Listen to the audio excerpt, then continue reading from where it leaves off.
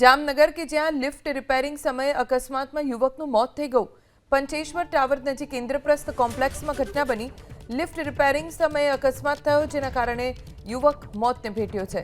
આ સમગ્ર મામલે ફ્લેટના લોકોએ પોલીસને જાણ કરતા પોલીસે અકસ્માતે મોતનો ગુનો નોંધી તપાસ શરૂ કરી છે। પંચેશ્વર ટાવર નજીક ઇન્દ્રપ્રસ્થ કોમ્પ્લેક્સમાં લિફ્ટ રિપેર કરવા માટે જે યુવક આવ્યો હતો તેની સાથે અકસ્માત થયો અને તેના કારણે તેનું મોત થઈ ગયું। લિફ્ટ રિપેર કરતો હતો એ જ વખતે ઘટના બની।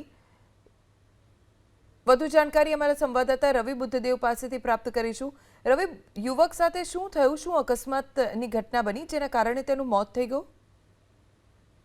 આ ઘટના છે કે ગત રાત્રિના જામનગર ના પંચેશ્વર ટાવર નજીક આવેલ ઇન્દ્રપ્રસ્થ કોમ્પ્લેક્સમાં બની છે, જ્યાં લિફ્ટ રિપેરિંગ માટે એક યુવક છે તે ગયો હતો।